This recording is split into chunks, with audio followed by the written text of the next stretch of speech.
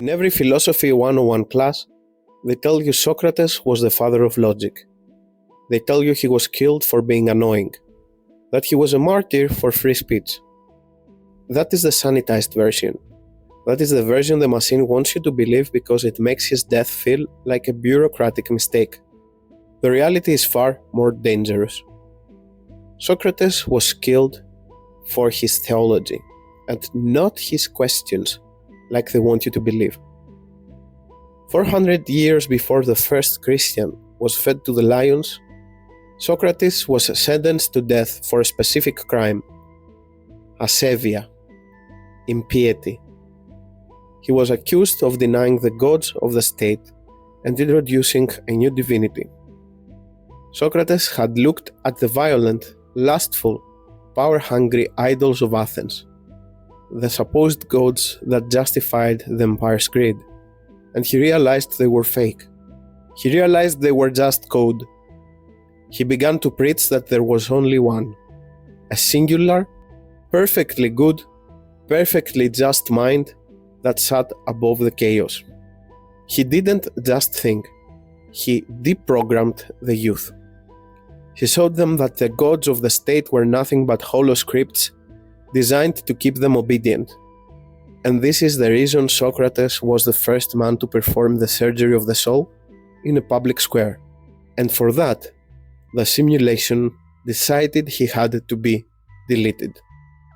To understand why he had to die, you have to understand the machine he was fighting. Athens was the perfect system of its time. It was the height of human achievement. It was a democracy, an empire, a hub of art and logic. But under the surface, it was a simulation of virtue. Everyone in Athens was running a script. The generals talked about courage while leading men into slaughter for gold. The politicians talked about justice while crushing smaller city-states. They used the gods to justify it all. Then comes this man. No shoes, no money, no status. Socrates walks into the market and starts performing Socratic surgery. He doesn't give speeches, but he only asks questions. He pulls a general aside and asks, "What is courage?" The general recites a script. Socrates cuts through it, and the general gets angry. He pulls a priest aside and asks, "What is piety?" The priest recites a ritual. Socrates cuts through it. The priest feels the floor falling from under him. Socrates was looking for the logos. He was looking for the truth that exists outside the simulation. He realized that the elites of his day were nothing more than NPCs, non-player characters, running pre-installed software. When you show an NPC the code they are running, they don't thank you. They feel a primal existential fear. Because the script is fake. Because if the script is fake, then their entire life is a lie. Here's the part the secular world tries to hide. Socrates claimed to be guided by something he called his daemonion. It wasn't a god of the city, it was an inner voice, a direct vertical connection to the divine. The Athenian state was terrified of this. Why? Because a man with an inner compass cannot be steered by the state's whip. He began to realize that if God is truly God, he cannot be the petty, warring Zeus of the myths.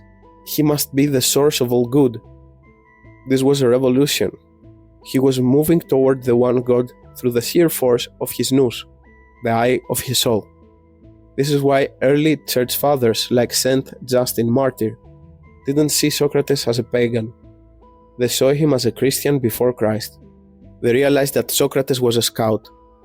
He had spent his life clearing the weeds of idolatry out of the human mind so that when the true Logos, Jesus Christ, finally arrived, the ground would be ready. He was fighting the same machine that we fight today, the system that wants to replace the vertical reality of God with the horizontal friction of politics, consumption, and tribalism. By believing in the one, Socrates became the glitch. He was no longer compatible with the Athenian operating system. In 399 before Christ, the machine finally attacked. They brought him to trial before 500 jurors. The charges were corrupting the youth and introducing new gods. But the trial was a sham. It was an immune response. They gave him an out. They always do. The machine loves a compromise. Socrates, just stop asking questions. Just stay home. Keep your God to yourself and we'll let you live. Does that sound familiar? It's the same thing the world tells us today, and it's the same thing that they have told us for hundreds of years. You can have your faith, just keep it in private. Don't let it interfere with the machine's values. Don't let it touch the public life. Socrates looked at them and refused. He told them that he owed a higher obedience to God than to the state. He told them he would rather die than stop the surgery. In a world with no concept of the cross, this man had discovered the secret of the martyr. That there is something in you that the state cannot kill. They can take your property, they can take your freedom, they can take your breath, but they cannot take your yes or your no. Socrates sat in his cell, surrounded by his friends and his students who were weeping. He was the only one who was calm. He had spent his life preparing for this. He believed the soul was trapped in the body like a prisoner in a cell. And death, for the man who has lived in the truth, is the ultimate liberation. He took the cup of hemlock. He drank it as if it were a toast to the truth, and without any hesitation. As his legs went numb, as the poison worked its way toward his heart, he talked about the immortality of the soul. He died as a glitch, as a witness to the fact that the simulation is not the final word. When the hemlock reached his heart, he escaped.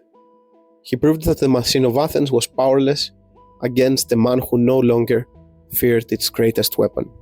So, why does the story of Socrates matter to you tonight? Because we're living in a much bigger and much more efficient Athens. The machine you live in doesn't use hemlock anymore. It uses distraction, exhaustion, the divide and conquer tactics of the screen in your pocket. They want you to be an NPC. They want you to recite the scripts of outrage and fear. They want you to worship the new gods of the state. Gods that have different names now, but the same demand.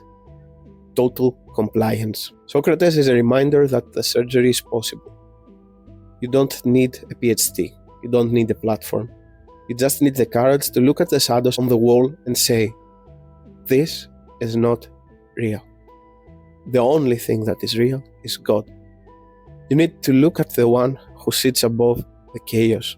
We are against the current, not because we want to be different, but because we want to be real. The Socrates Protocol is simple. Question the script, seek the logos, fear God, and you will never have to fear the machine.